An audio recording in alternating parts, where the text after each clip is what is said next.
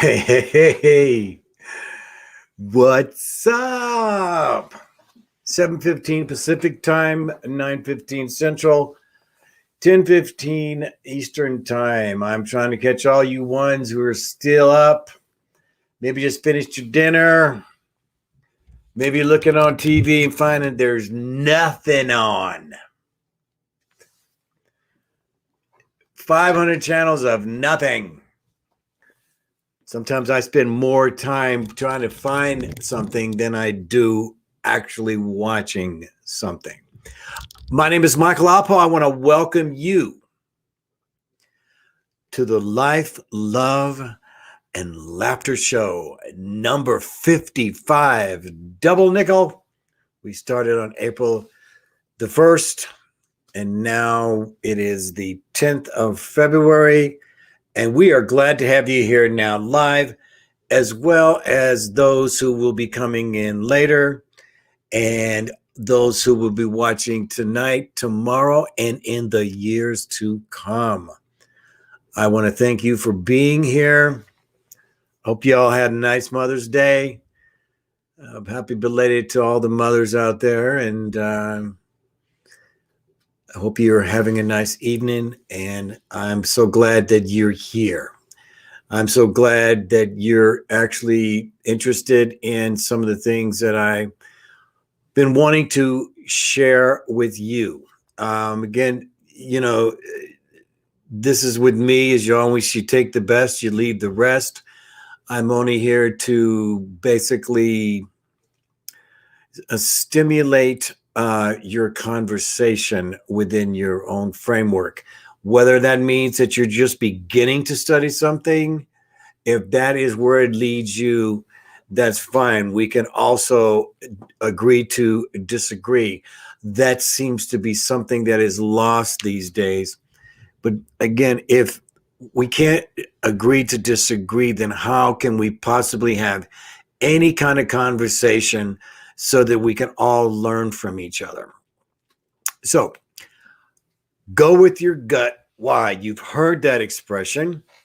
Okay. Some of us who have a gut don't like to say gut because it reminds us of our gut, which is not really what a gut is.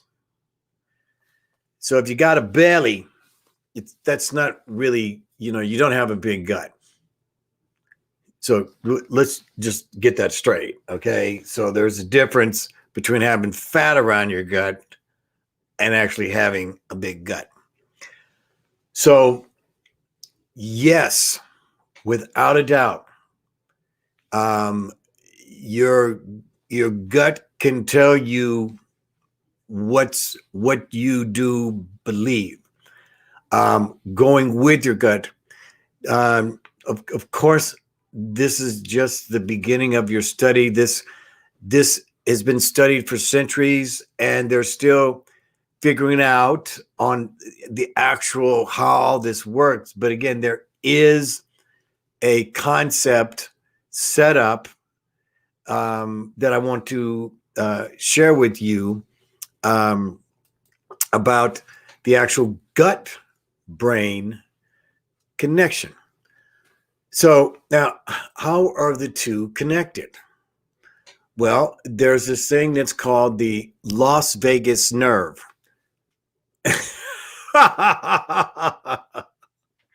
The Las Vegas nerve.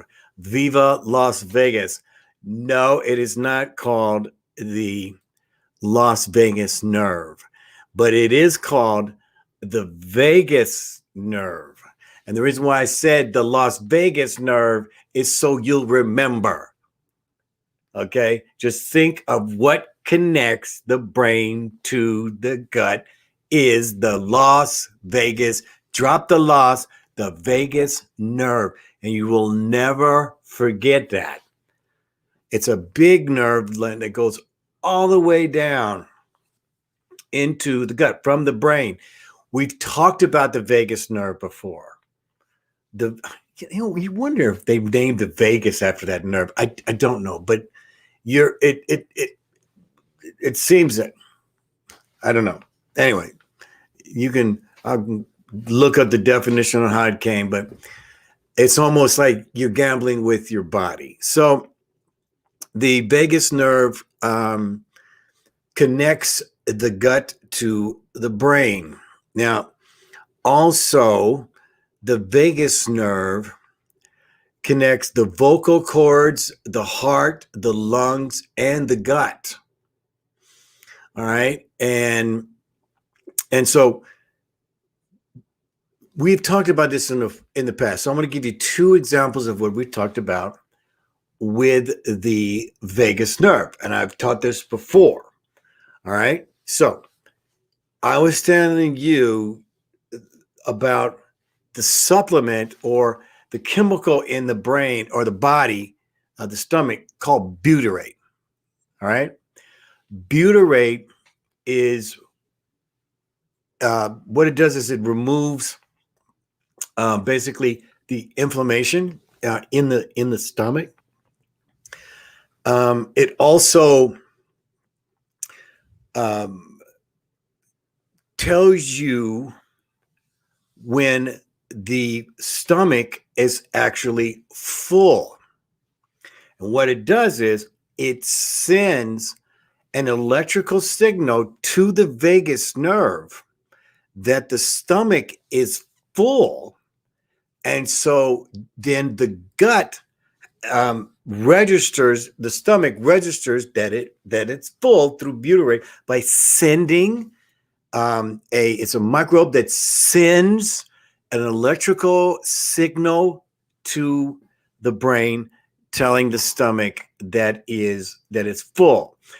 And it is known, and again, that the butyrate missing has something to do also with obesity, in that signal does not tell you that the brain, that the stomach is actually full. And so for the most part, you get your butyrate from the fiber in your vegetables. So the fresher the vegetables, the butyrate is in there. You can also get it by supplement. It is certainly better to do it by food, but again, the food has changed. But GMOs and just non-organic, the growing of the food, the purer the food, the better off you are. Now, in my generation, we basically grew organic. We basically were raised organic. Most everyone that we were growing up with, our family, everyone had a garden. Everyone grew tomatoes and broccoli and spinach, onions, all kinds of beans, green beans. Did I say tomatoes? Certainly not oranges, but a lot of the basil, a lot of the seasonings, So we basically grew up on an organic, but also the actual grocery stores, when I was just starting to grow up, they weren't even using chemicals. And then, was it DHT? I think it was called. That was a big deal. Now, of course, it's in there now.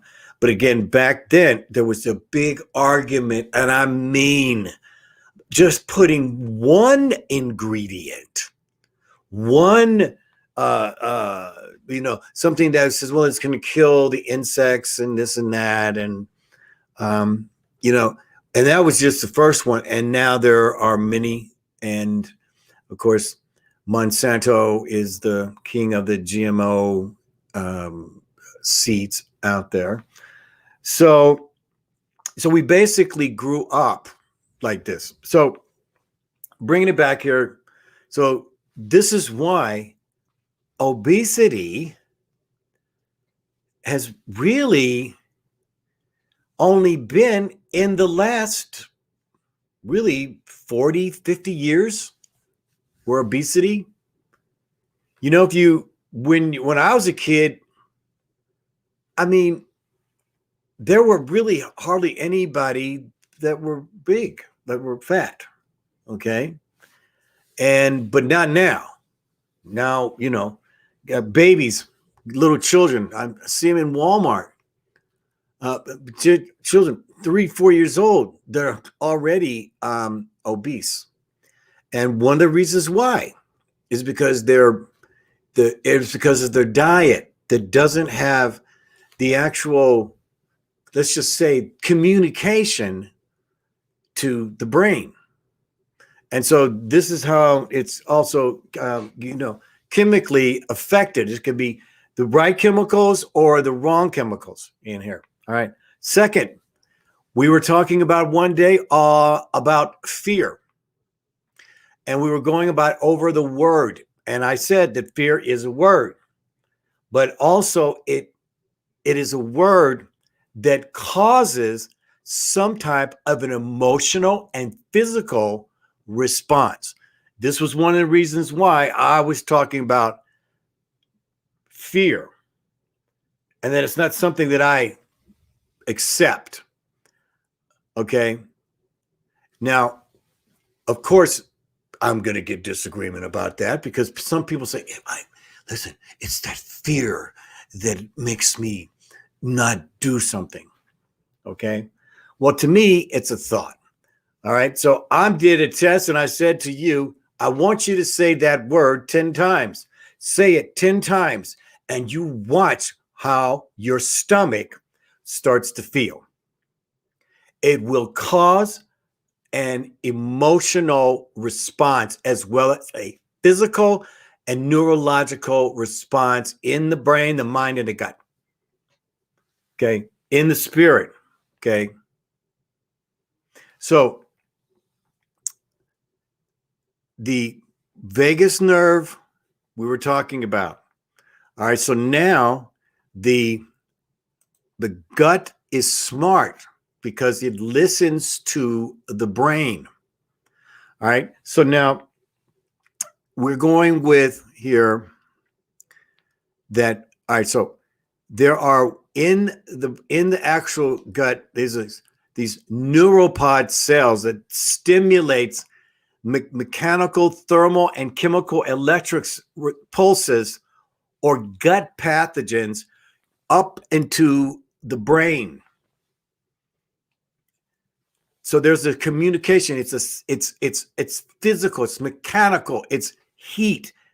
Okay, coming from the gut, the stomach, and the gut and the brain. The brain is in communication with the gut, and they'll talk and tell you when you're hungry, and they'll tell you when you're possibly full. Okay, so these are what comes out of these new part is the afferent neurons going up into the vagus nerve connection into the brain. And so what it does here is that it gives you, the gut is giving a feeling that tells the truth of the brain in theory. Okay, I just want to say theoretically the gut is telling the brain what it wants. All right. So now if you're not getting the proper nutrition, see, if you've been eating what would they call it, the standard American diet, or they call it SAD, standard American diet, which now consists of, when I'm in the store, there is this 4-year-old little cute kid who's already obese and asks mommy for a 16-ounce Coca-Cola. And she gives it to him. And he immediately says, can I open it right now? Well, son, could you pay for it? Can I pay for it first? Okay. The little kid's body's already addicted to the sugar. Sugar is addicting. And so, yes, the gut is smart and does listen to the brain, but now it's also the other way around. The brain listens to the gut, and it is programmed to give you what you want. And so if you want that Coke and it turns the mind on, it turns the stomach, it turns the rest of the body, doesn't matter about what the aftermath of it is. Once it gets what it wants, then it's satisfied. But as we know, if you're eating a poor diet, and the standard American diet does not have enough fiber. Now, you've heard that before. You have to have fiber. Have to have fiber. Need fiber. You need fiber to move the food through your gut system. You see? You need it to move. Otherwise, it becomes stagnant and sticks to the walls of the intestines. This is why people have to get a colostomy. If you've had a bad diet most of your life, then you need to get one, because you have to understand how, here's your, let's just say it's an intestine here, and the lining of it, you see, if the lining of it just keeps building up and it's just like this gel, it becomes this gel. If you've never done a colonic, you've never seen it. So you literally have to go in there and scrub it out.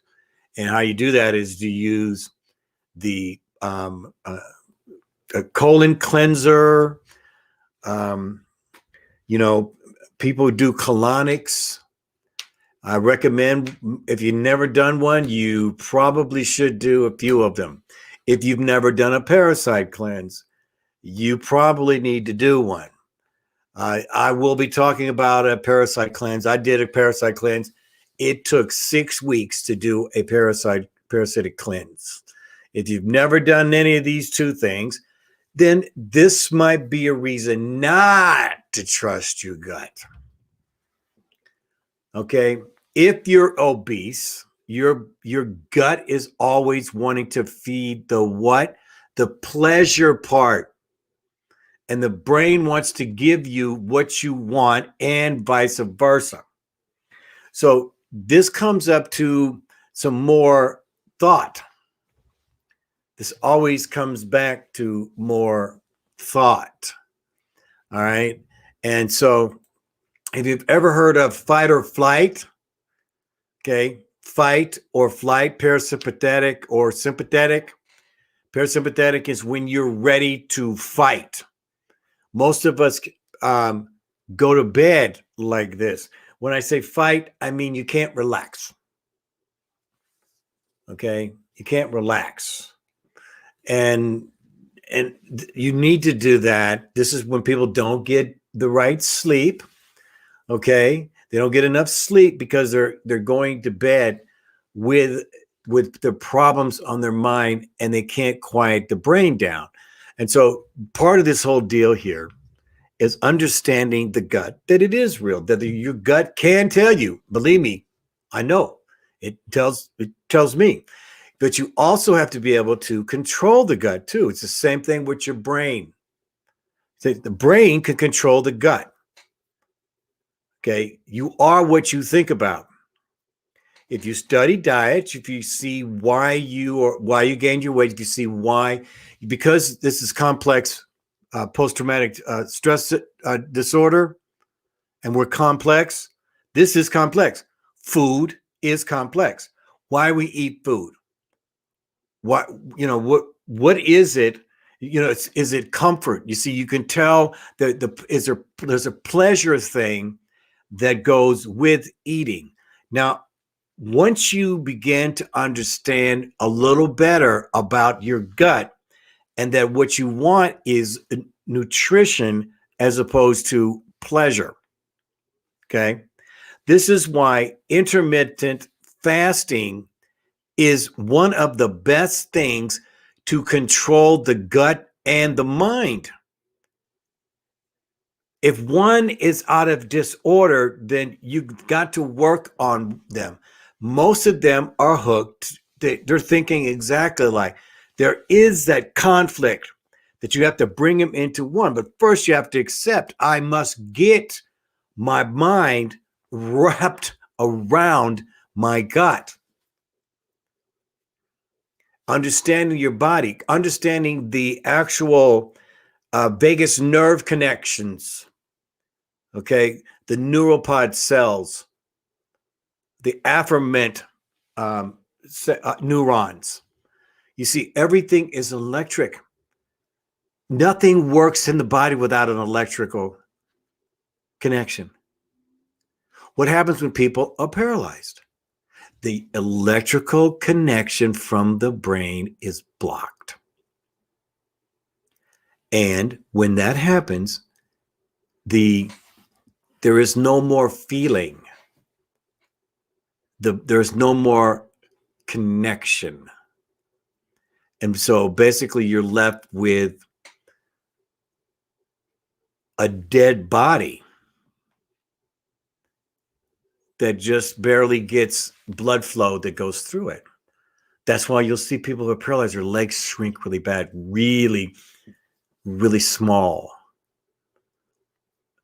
You see whenever electricity is cut off from any part of the body, it basically shrinks.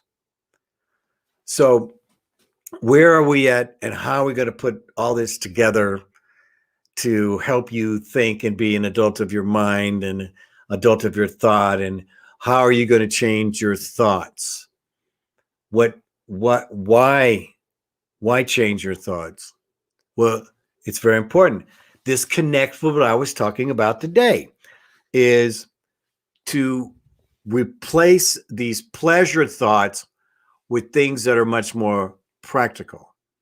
Now, because we're complex, we have to respect that we all are extremely complex. All the people I have in my audience right now, if I was to interview you and do a cross reference between all of you, you would see how extremely complex you all are. And that this takes an individual thought process. What triggers you to eat? What triggers you to get angry? I'm thinking my connection is going out. There, just came back. It was real. I just had this surge onto my computer here. I think I'm back. Yeah. I don't know what you all missed here, but it was just for a second here. So again, you are what you think about. And in this whole process of saying to your brain and your gut that you're an adult now, you don't have to give into all these pleasures that have gone to your detriment. Okay. So yes, the brain and the gut, you should listen to it. Healthy mind, healthy gut. Both are an amazing combo when you can make them work. So I challenge you, just like I did on the 54th show today, about how you think about yourself, words to say, your value, that you're getting stronger, that you have self-respect, that you want to be in control of your eating. You want to be more in control of your negative thoughts. This is part of deleting negative thoughts. You are complex. Same thing. You're like a computer. You're like a computer, only you have emotions, which makes you better. You have the ability to learn. You have the ability to change your mind. And It's just one step away from the uniting of the brain, the gut, and of course, we got to go with the spirit. So, ALPOUGH. That's me, Michael Alpo. Life, Love, and Laughter number 55 is in the books. I will be back tomorrow for at least 2 shows. And I'm having some family things. I'm taking care of my mother here. And so sometimes my show might be a little delayed here in the next few days. I'm really working my schedule out here so I can help my mom. So I love you. I want you to have a great night. I want you to understand that you are one thought away from becoming great. I'm with you. I'm hoping I'm the one that's going to give you that one thought that's going to send you over the top to make you top in your mind. I will see you tomorrow. I'll be here. You be here too. And invite a friend while you're at it. And give me a punch, me a like. And if you got a comment or a question, I'll be happy to answer it. Until then, sayonara.